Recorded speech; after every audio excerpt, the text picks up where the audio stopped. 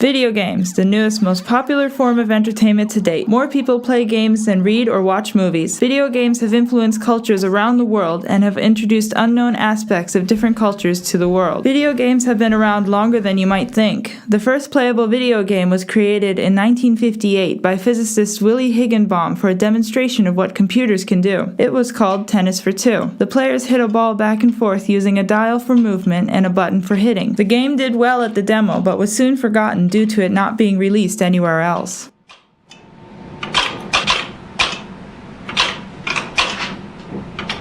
In 1961, an MIT student named Steve Russell created Space War on the PDP-1. The PDP-1 was one of the earliest small-scale computers and the first one to have a display screen. The game consists of two ships in space firing at each other, while a star in the middle of the screen changed up the gameplay with its gravitational pull affecting anything that came near it. This was the first completely original video game. In 1971, Nolan Bushnell, a famous game designer, teamed up with computer technicians to make Atari. Atari's first game was the rudimentary ping-pong game called Pong. Pong was manufactured and distributed to bars across America and eventually overseas. This sparked the popularity of arcade games, eventually leading to the games being in arcades rather than bars. Atari produced many famous retro games such as Space Invaders,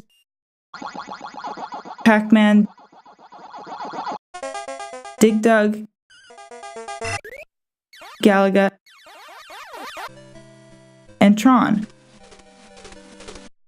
These games were in almost every arcade in America, but the developers at Atari wanted their consumers to play their games more, so they came up with the idea to make a home console so that people could take their favorite game home with them. The Atari 2600 hit the shelves in 1976 to the excitement of all game lovers. The 2600 had great games such as Pitfall, Adventure, and Asteroids. At first, Atari kept a tight hold on which games were produced for their console, but gradually they let third-party developers who don't work directly for Atari, with little to no experience, make games. This led to having many bad games on the market. One of the worst was, surprisingly, Pac-Man for the 2600. The beloved and very popular arcade game was turned into a glitchy mess, with the ghosts flying everywhere and Pac-Man getting frozen in corners all the time. The game empire that Atari had created over the span of a decade crumbled almost overnight with the release of E.T. the game. E.T. was released for Christmas of 1983 after the popular release of the movie. Atari gave its programmers 6 weeks to create a game. E.T. was an extremely low-quality game, even for an Atari game, and it was so broken that almost all copies of the game were returned and sent back to Atari. Atari then buried all of the games in a New Mexico landfill. E.T. is a very bad game, but it's actually not unplayable. But by the time it came out, consumers were so sick of bad games that they wanted nothing to do with Atari as a company. Atari's reputation was in shambles and the gaming market crashed instantly. Right about that time in Japan, a game company called Nintendo was working on a new project. They unveiled the Famicom in 1983 for the Japanese people. The console was a big success, so Nintendo decided to take it to the American market. The Nintendo Entertainment System, or NES, was released in America in 1985. At first it didn't sell very well because the heartbroken gamers of America were reluctant to try out a new system, thinking that it would eventually crash and burn like Atari. Slowly but surely, the NES rose in popularity, outselling the 2600 by a long shot.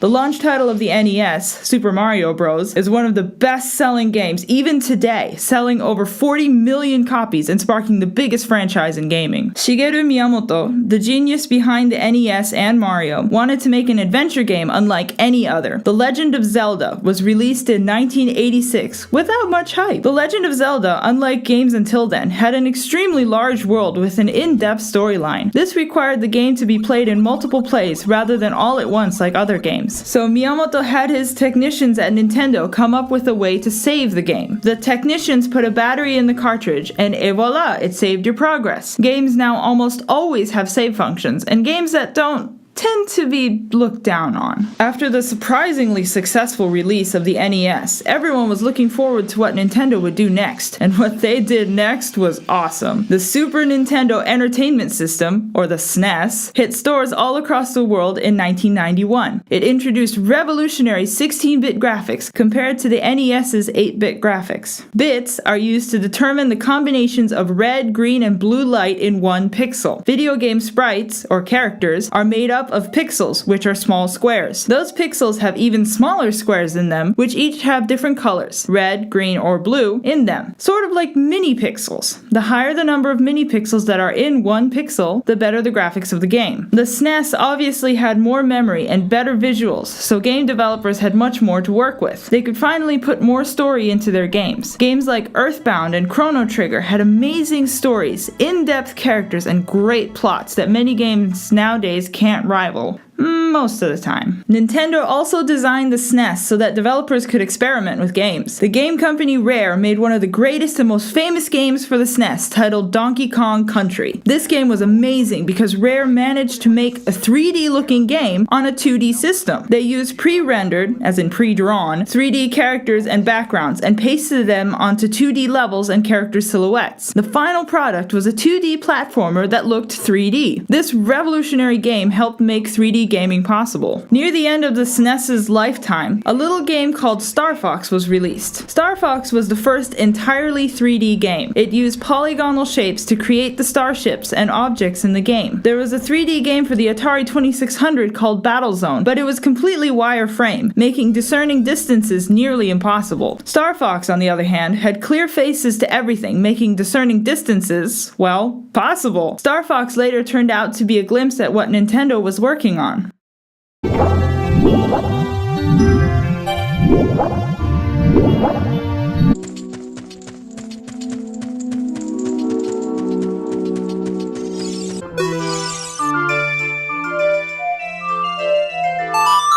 Around this time in the 90s, the internet was open to the public, and PC gaming became more prevalent. Games such as Wolfenstein 3D and Doom, both made by the same company, were extremely popular. Point-and-click adventure games were just taking off as well. Those kinds of games were revolutionary, but in their own way.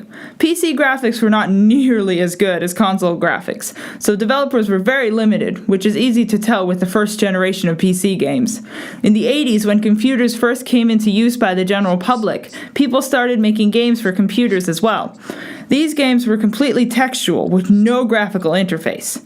The player would type in commands and the game would react accordingly. Colossal Cave Adventure was one of the first of these games, and the most popular and third most sold game ever was The Oregon Trail, which sold 65 million. PC gaming actually helped bring stories into games. Nintendo and Sony had actually worked together prior to their current gaming rivalry. Nintendo asked Sony to help them create a CD-ROM add-on to the SNES in 1988 during the production of the SNES. Sony added in its contract that they could use the Nintendo licensed games and characters in their upcoming console, but Nintendo didn't like having its games used by other people, so it signed a contract with Philips, Sony's rival, to help them make the SNES add-on, but the project was eventually scrapped. Sony then used the prototype that Nintendo and Philips had created to make the Sony PlayStation. Sony released the PlayStation in late 1994. It was an instant success. The PlayStation was a CD-based game console that used polygons to create 3D characters and environments. The PlayStation was geared toward an older demographic, like teens and adults, rather than children like Nintendo. The most famous PlayStation games like Resident Evil, Silent Hill, and Metal Gear Solid are darker and more horror-related than most Nintendo titles. These games were unexpectedly popular and widened the demographic for gaming considerably. 2 years later, in 1996, Nintendo released the Nintendo 64, or N64 as it's commonly known. Nintendo had partnered with Silicon Graphics Incorporated to create the N64 after the CD add-on project was dropped. Nintendo still wanted to make games toward a younger, yet larger demographic, so they focused on making games that were brightly colored and fun, yet slightly difficult. Most of these games were happy and for children, but there were some exceptions. The Nintendo 64 didn't perform as well as expected compared to the PlayStation, and while the quality of many of the 1,100 games on the PlayStation and the 387 games on the Nintendo 64 are questionable, there is no doubt that the games of this console generation influenced modern games. Sony was still basking in the sunlight of the success of the PlayStation when they released the PlayStation 2 in 2000. The PS2, as it's commonly known, had the best graphics and was the strongest console of the time. The PS2 was rumored to be so powerful that it possessed the capability to program a nuclear weapon. These rumors were quickly dispelled, but the reputation the PS2 gained stayed. The PS2 went on to be the best-selling console of all time, selling 155 million units before its production was cancelled in 2013 due to the upcoming PlayStation 4. Nintendo, on the other hand, released the GameCube in 2001. The GCN, as it's called in North America, was not nearly as successful as the PS2, because the games for the GCN were a lot shorter than most other games at the time, and could sometimes be played through in a single sitting. Compared to the PS2 games that would sometimes take months to complete, the consumers just didn't see the dedication. Also, the GCN had many more kid-friendly games than the PS2, and once the gaming community got a taste of more mature games, they didn't want so many kiddie games. Nintendo did try to release a few horror games like Eternal Darkness, but they just weren't as scary as they could and should have been, and many of the games were just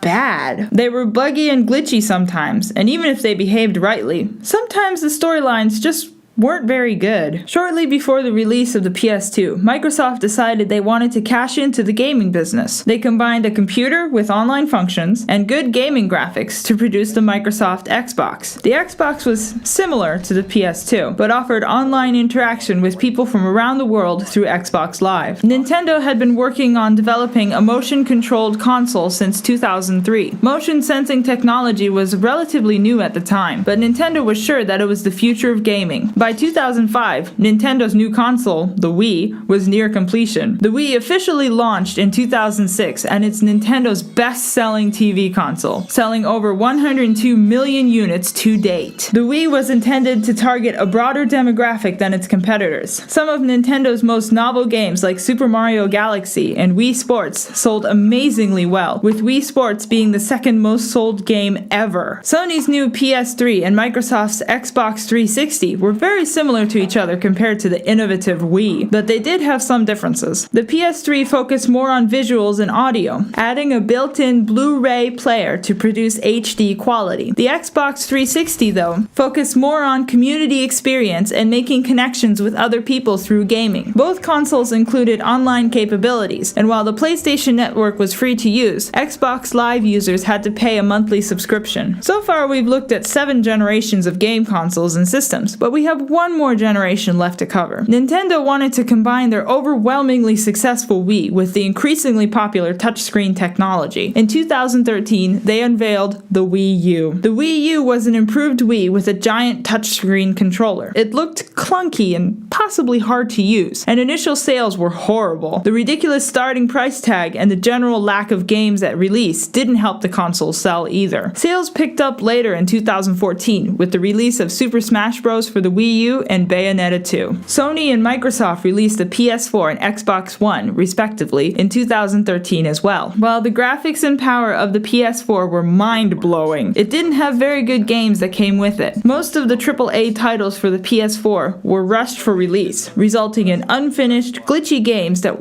weren't very good. Xbox One didn't have many original games because most of the games for the Xbox One were on multiple consoles as well. Xbox One also introduced features that many gamers didn't want. Microsoft advertised worldwide play and communication abilities, and yet put a region locking system into place, so that gamers couldn't play with other gamers if they were in a different zone. This caused a lot of gamers to be unsatisfied with the Xbox One. While the current state of gaming might seem dismal, we should look at the past and learn from our mistakes, and try not to repeat them again. And who knows, a little-known company might show up someday with something that will change gaming as we know it forever.